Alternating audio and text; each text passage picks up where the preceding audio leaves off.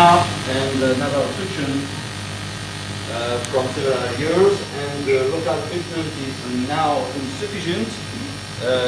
And she takes several oral corticosteroid treatments more than 3 times per year, and it's, they keep the anosmia and nasal occlusion due to the fact that on the CT scan you can see uh, page 3 on both sides. So I'm going to show you the coronal slide here in full screen like that. Okay. So the focal sinus are completely fulfilled by secretion.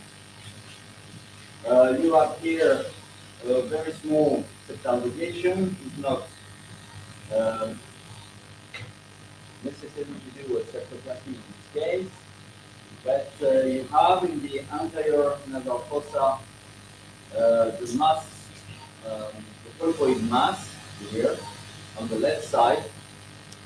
Okay, and we are going to penetrate in the nasal fossa.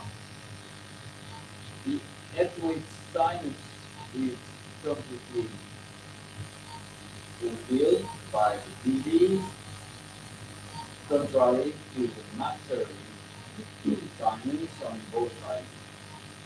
I repeat, the nasal composite is not um, a maxillary disease, this is an ethmoid disease. So, opacities in maxillary sinus are consequences of blockage of the middle meatus. So, we are going to do the checklist before surgery. So, I'm going to do the lamina papyracea. This is the first surgery for this woman. Okay, and you haven't any herniation of uh, fat, orbital fat,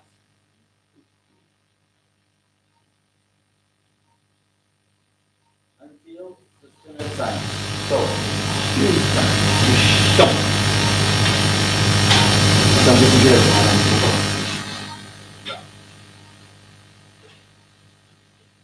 Okay, so you haven't any descent of the lamina papyracea. So, the width of the ethmoid is very short. Okay, I'm going to measure it, and you have 7 millimeters. So it's a very narrow ethmoid. It's a little bit more difficult than lateral.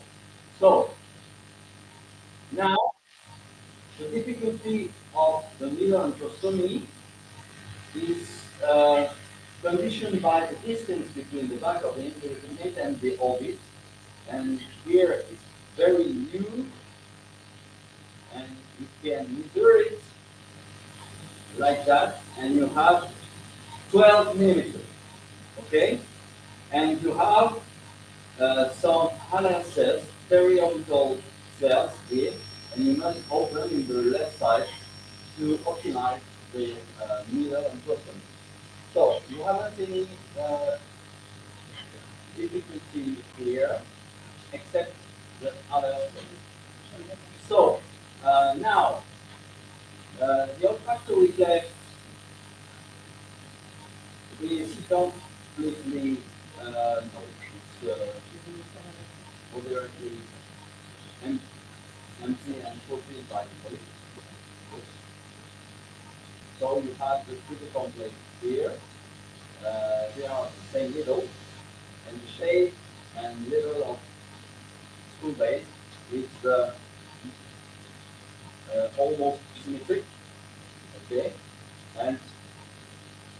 and you have here the passage here in the half roof of the posterior ethmoidal artery here. Okay, I take the arrow where, yes, here you have the left and the right posterior ethmoidal artery, and in the anterior part you have here the penetration. Don't forget that the root of the anterior ethmoid artery is public. You have here the penetration in the ethmoid cavity, okay, on the left side and on the right side. And you can see on several coronal slides the root here of the anterior ethmoidal artery. So, it's not a really big danger during the surgery. And next, the checklist.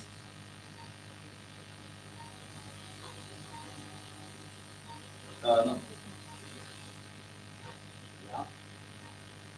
Continue with the sphenoid sinus. Okay, and here you have the sphenoid sinus here. Okay, and the carotid artery is completely covered up a very thickness bone. Okay, on the right and on the left side, so no problem. And septum, the interstitial septum is here, and it's attached on the right carotid artery, but it's not a problem because you have a very thick bone in front of the carotid. Okay, so it's not necessary to do some DNA on this. So, and next, the passage of the optic nerve is here on the left side and on the right side, and you have close contact with the sphenoid and not with the ethmoid because you haven't any remnants of see now.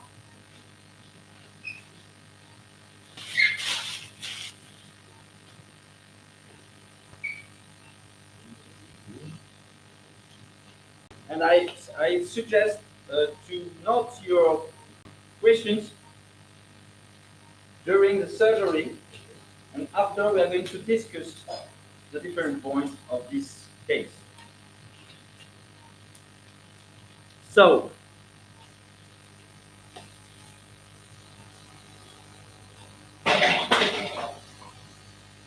c'est bon?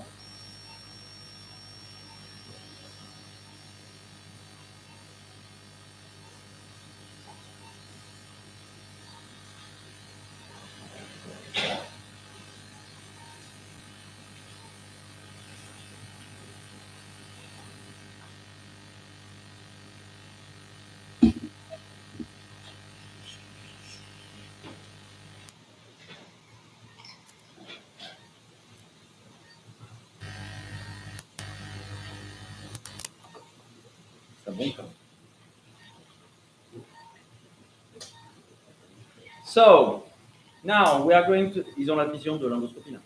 Ouais.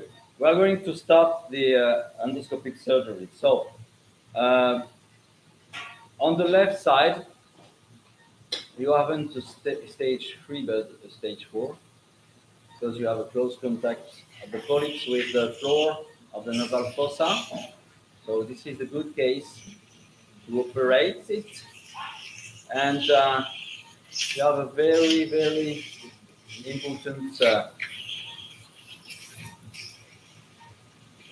growth of polyps. So this is the left side, and on the right side, it's a little bit better, but you have a in posterior part of the nasal fossa, stage 4 of the polyp. So here, is it possible to see here the attachment, anterior attachment of the middle tubules? So we are going to start with the right side, no, the droite fine. straight forceps. So, and if it's possible to free the nasal fossa, you are going to reach, if it's possible, it's not possible on the left side, but here, to reach the attachment of the anterior polyps in the anterior part of the ethmoid to detach steadily the mass. Okay. Okay. In one time. So wait. And steadily. Where is my pedal? Yeah. You are going to. So you can see here the middle turbinate, of course, and I'm going to catch the second polyp, which is attached, in my opinion, on the bola. Okay.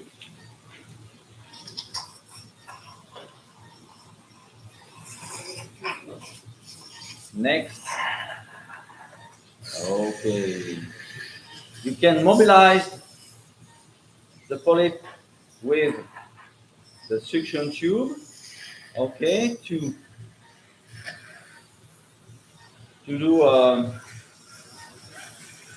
not a dissection but an exposition of the attachment of the different polyps. So yeah, straight forceps. Okay. Here, and I catch and track the attachment of the polyp uh, downward and backward. Okay, it's very important. Okay, so look at this.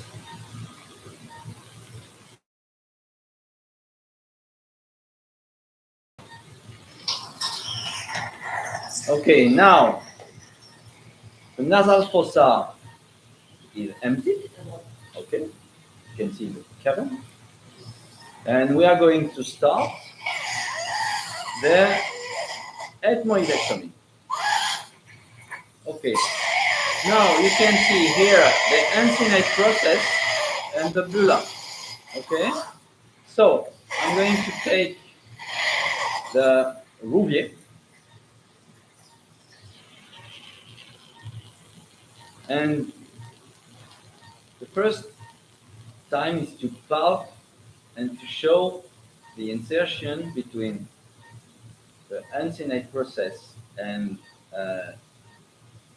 the back of the inferior turbinate, and you introduce your blade to cut the 3-layer, of course, of the like that. Okay, and you can see the bubble due to the extraction of the nitric oxide. Okay. So next, I medialize, of course. Okay, and I'm going to introduce the straight scissors in my incision, the mobile part of the straight scissors to cut along the inferior turbinate, the uncinate process attachment. And next to the 45-degree forceps, the fine, no, not the straight forceps, okay, if you want. Okay, I catch the horizontal parts, I turn along the longitudinal axis of the forceps, and I catch the uncinate process downward and backward, of course, never toward me, to avoid any extirpation of the maxillary sinus mucosa. Okay, so you can see the entrance of the maxillary sinus. Okay, I'm continue to remove the horizontal part of the uncinate process of the straight forceps, please. Okay, to do the exposition of the next landmark.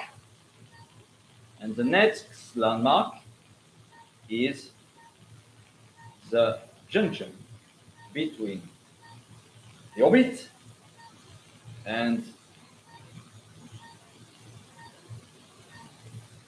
the lamina papyracea and the roof of the maxillary sinus. Okay, encore. And my endoscope is stable. Okay. So continue to remove downward and backward.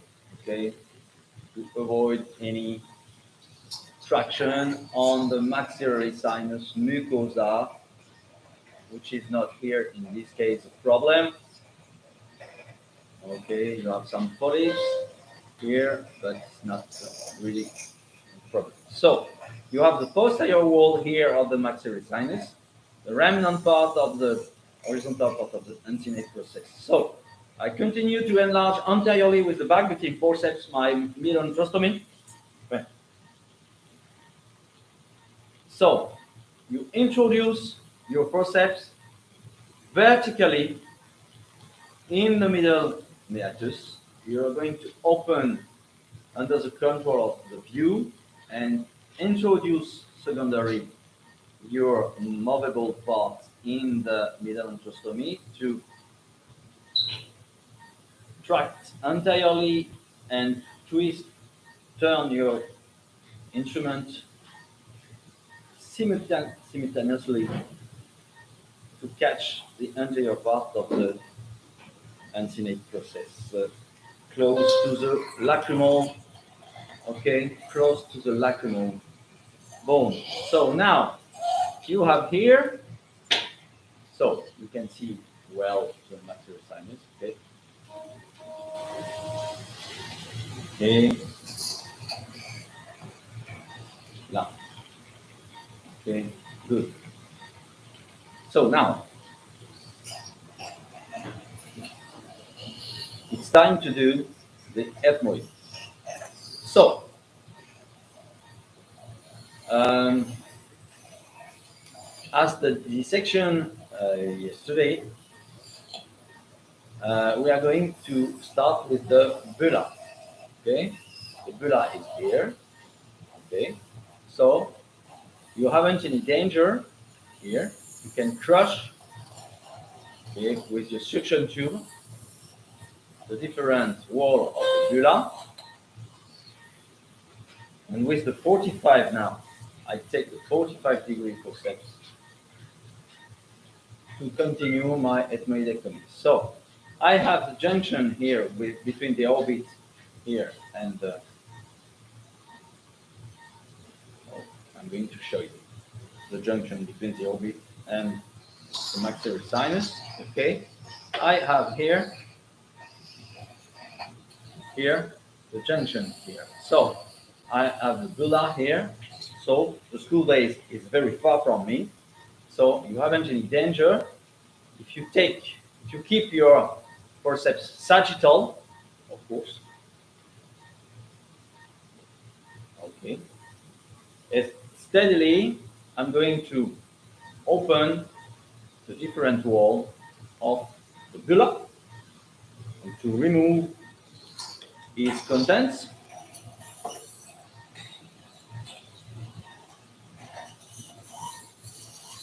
Okay. So to gain, I'm going to remove also the vertical part of the uncinate process. The uncinate process. Yes. Okay. Good. Because I remember you that the width of the ethmoid is not very huge, and you have here uh, the width, the diameter of my bottom of the suction tube is 4 millimeter. So you have 1 and 2 uh, suction tube, so 8 millimeter, 1 and 2 to measure the width of the ethmoid with your instrumentation. So here you have the bulla. The bulla is open. I'm continue to clean it to see the different, the next step. Okay, so you need to remove all mucosal debris because it's a clean action. I have on the right side here cells again close to the orbit, and here you have the ethmoid bulla. Okay, so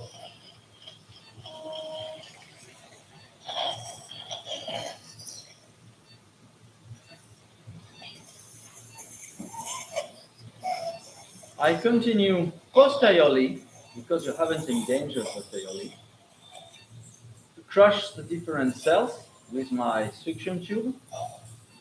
I am in the middle meatus, okay, and I am far from the school base. So, and don't forget that here you have the, I can show you.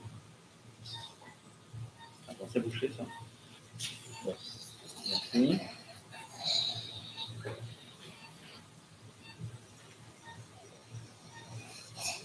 Okay. You can see here the polyps in the olfactory cleft. It comes from the superior meatus, and you have here the conal arch, okay, and the sphenoid recess here.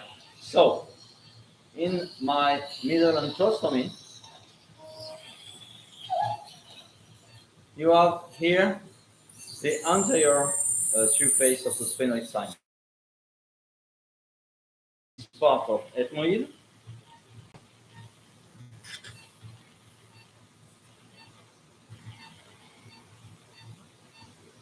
I keep my forceps sagittal, of course. I control the result with my suction tube. So, you have again some polyps in the posterior part of the ethmoid. So, I continue to remove it.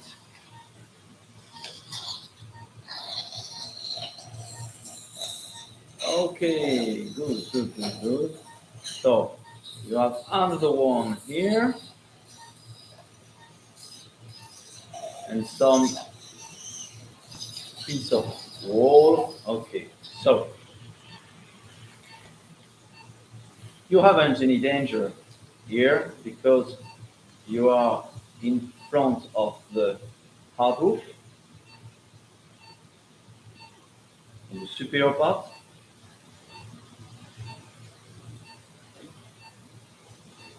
And the posterior ethmoid artery is completely bone, so you haven't any danger of bleeding. Okay.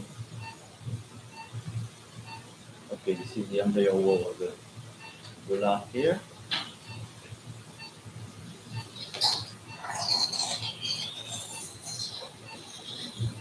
Okay.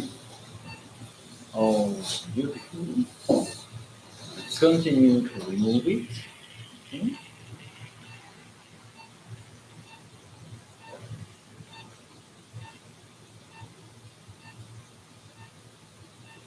I think here this is the superior meatus. Okay.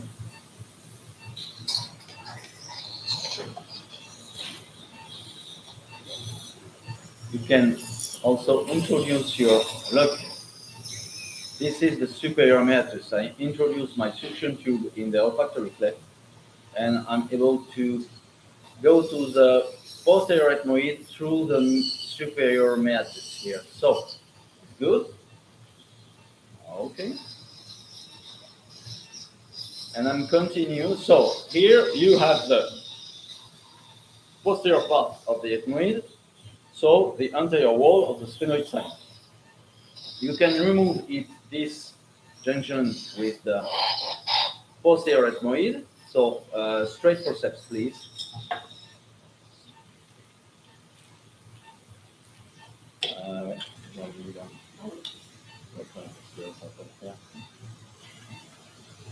Yes. So good. So now I'm continue. I can't see for the moment the skull base. So I'm continue. So you have here the lamina papyracea, of course, the maxillary sinus and the junction between the both. Here and here the superior meatus. So now I'm continue to remove this piece of polyps in the superior part to discover, I hope, the skull base.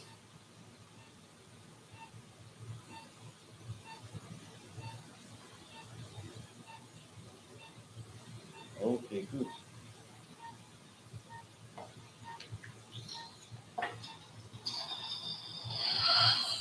And okay, I think this is the skull base here. Okay, the posterior part of the ethmoid, of the sphenoid, of the maxillary sinus, the sphenoid, and the ethmoid. Sorry, the maxillary sinus, the posterior part of the ethmoid, and here the skull base. Okay, so straight forceps, please, because I want to remove this piece of bone because it remains one cell in the posterior part. Okay.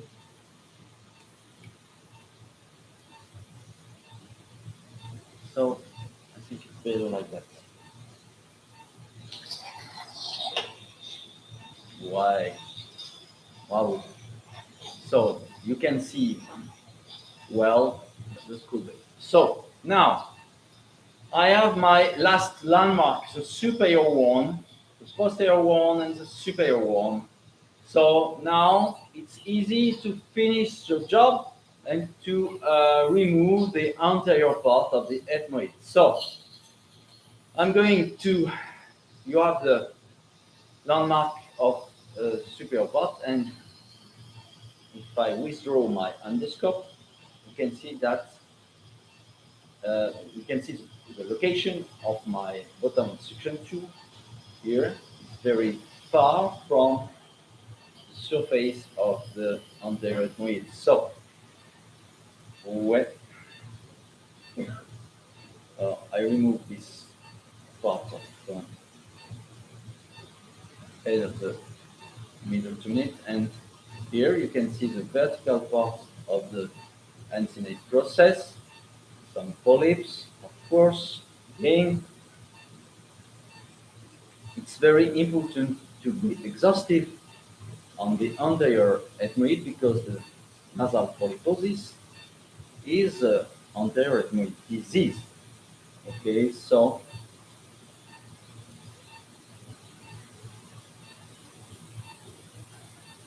okay.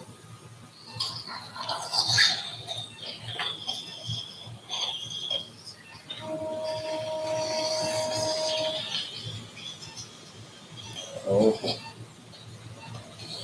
So I clean a little bit. So here you have the lamina papyracea, and I follow my landmark. Okay. Sagittally.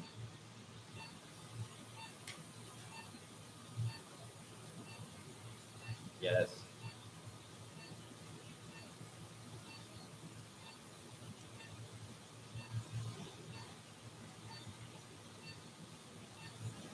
And maybe I'm going to reach the anterior ethmoidal artery.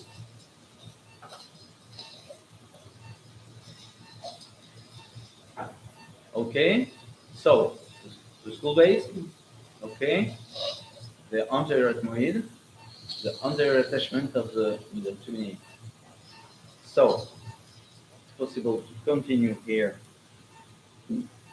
the resection. Okay.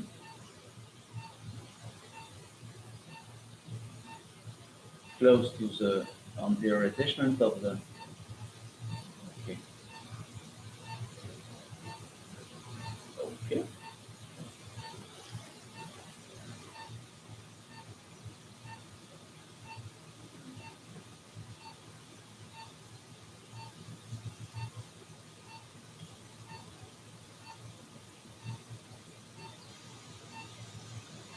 Good. So this part, and next I'm going to clean with the suction tube. Okay. Good. Alors, on va laver un peu parce qu'on ne voit pas bien. Voilà. When you have some bleeding, it's possible to clean the operative field with important nasal irrigation with cold water, of course. Cold temperature provoked by the constriction. See the rectangle, okay, but it's not correct, not yet. So I'm continue to remove here anterior part of the here. This is the radical ethmoidectomy. So you must be exhaustive or almost exhaustive. Okay, if it's possible. So the stool base must be flat and all polyps must be removed. I can see for the moment the anterior ethmoidal artery. Okay. And as I explained it yesterday, you can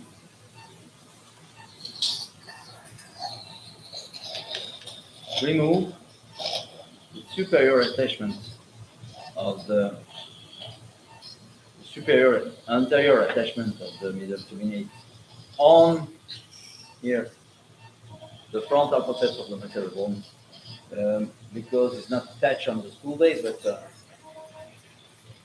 on the nasal bone, not la normal force. So you can remove here this attachment, okay, like that, okay, to gain some visibility on the anterior ethmoid. Look, it remains some disease mucosa, scale mucosa. So yes, okay,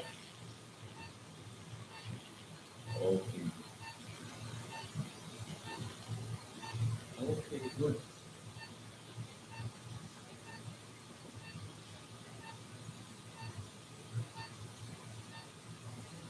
Okay.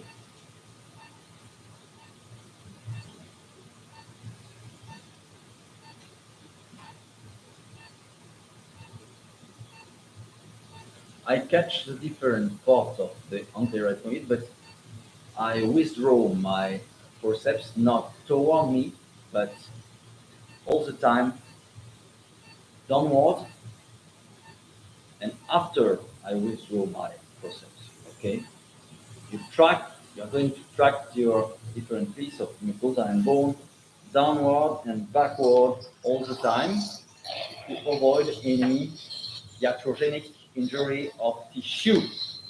Okay, so now it's probably the entrance of the frontal sinus. I hope. So I'm going to take. I don't see the anterior ethmoidal arteries. Okay. Yes.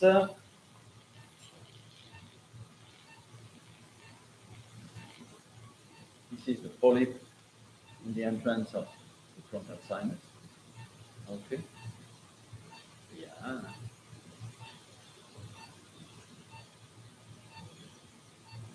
It remains here some polyps. I'm going to wash with in the frontal sinus.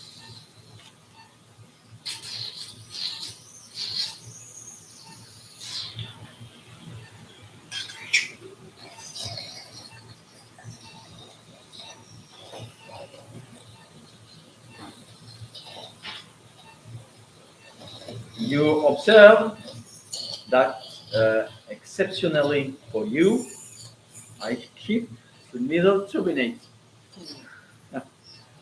Okay?